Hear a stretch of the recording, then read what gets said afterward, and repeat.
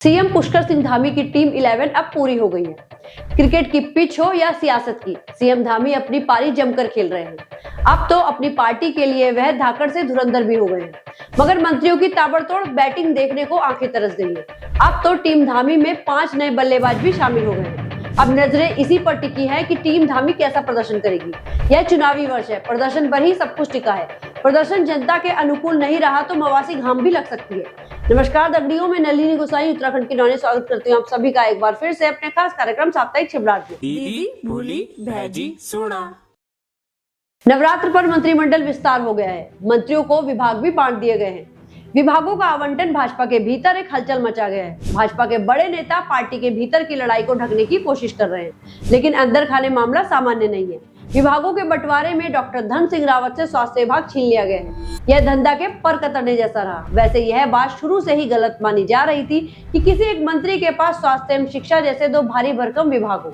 उत्तराखंड की जिस तरह की जटिल भौगोलिक स्थितियां हैं, उसमें हमेशा से यह दो विभाग अलग अलग मंत्रियों के पास ही होते आए हैं। मगर भाजपा राज में धंधा पहले ऐसे मंत्री बने जिनके पास ये दोनों विभाग रहे।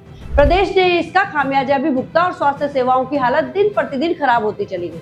धंधा की स्वास्थ्य विभाग से छुट्टी का एक बड़ा कारण स्वास्थ्य सेवाओं का बुरा हाल बना है।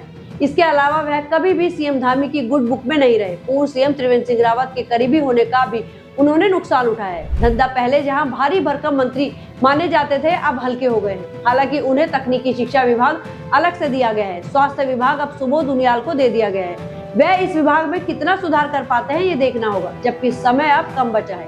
हॉस्पिटल में मरीजों के साथ लाइन में लगकर सुबोध उनियाल ने व्यवस्था को परखने की कोशिश शुरू कर दी है, मगर इतना ही काफी नहीं है। इससे कहीं आगे जाकर प्रयास करने होंगे, तब कहीं जाकर बेहतर स्वास्थ्य सेवाएं लोगों को मिल पाएंगी। वैसे धामी मंत्रिमंडल में 4 साल बाद मदन कौशिक की वापसी जरूर हुई है, लेकिन उन्हें वो रुतबा नहीं दिया गया है जिसके वह वरिष्ठता के नाते हकदार हैं। इसका कारण पूर्व सीएम त्रिवेंद्र सिंह रावत के साथ उनकी नजदीकी को माना जा रहा है। मदन कौशिक को शहरी विकास और आवास जैसे उन विभागों से दूर रखा गया है जिनका उन्हें एक्सपर्ट माना जाता है। उन्हें पंचायती राज, आयुष, आपदा प्रबंधन जैसे अपेक्षाकृत कम महत्वपूर्ण विभाग सौंपे गए। यह स्थिति तब है जबकि मदन कौशिक भाजपा के प्रदेश अध्यक्ष रह चुके हैं और उनका संसदीय अनुभव काफी ज्यादा है। उनकी तुलना में एकदम नए नवेले मंत्री राम सिंह कैड़ा को शहरी विकास विभाग सौंप दिया गया है।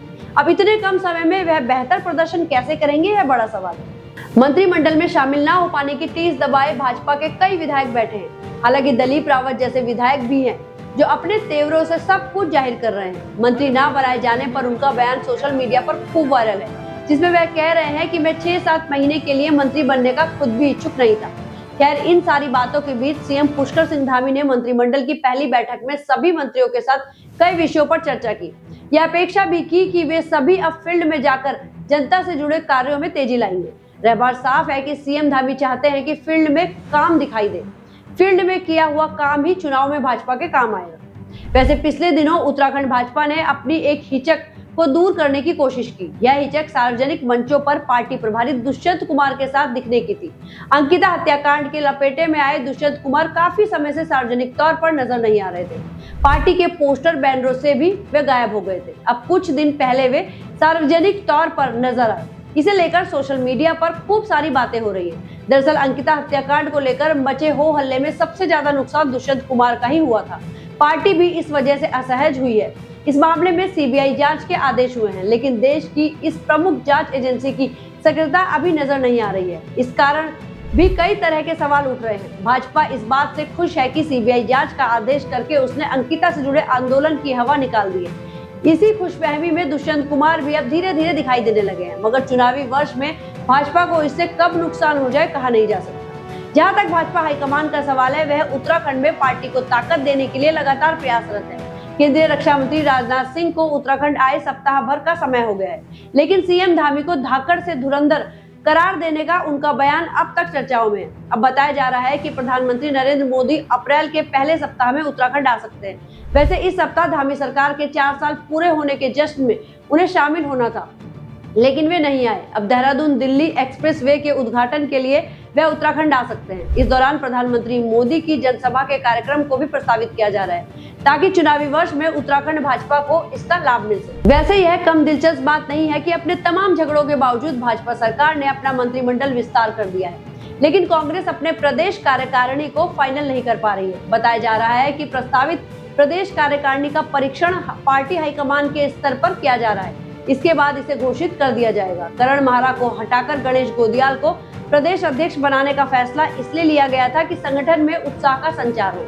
चुनावी वर्ष में गणेश गोदियाल को आज की तारीख तक ये पता नहीं कि उनकी टीम में आखिर कौन-कौन लोग शामिल हैं। ऐसे हालात में भाजपा का मुकाबला पार्टी कैसे करेगी, यह सवाल भी अपनी जगह है। और जाते जाते अब एलपीजी सिलेंडरों के संकट की बात। उत्तराखंड में वर्तमान में स्थिति विस्फोटक तो नहीं हुई है, लेकिन गैस सिलेंडरों का संकट साफ दिखाई देने लगा है। गैस सिलेंडरों की आपूर्ति सामान्य ढंग से नहीं हो पा रही है। लोगों को बुकिंग कराने के कई दिनों बाद जाकर गैस सिलेंडर नसीब हो पा रहा है। इससे लोगों की दिक्कतें बढ़ रही हैं। हालांकि सरकार स्थिति को सामान्य बनाने के लिए निरंतर जुटी हुई है। यही स्थिति रही तो बड़ी चुनौती चारधाम यात्रा के दौरान पेश आ सकती है। उत्तराखंड की चारधाम यात्रा इस बार 19 अप्रैल से शुरू होने जा रही है। उत्तराखंड के यात्रा कारोबारी तैयारी तो कर रहे हैं, लेकिन गैस संकट की वजह से डरे हुए भी हैं। स्थिति सामान्य नहीं हुई तो यात्रा पर गहरा असर पड़ सकता है।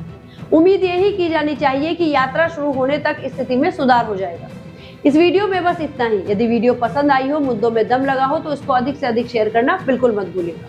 बाकी मिलते हैं अगले साप्ताहिक छिबराट कार्यक्रम के साथ। तब तक अपना और अपनों का ख्याल रखिएगा। धन्यवाद।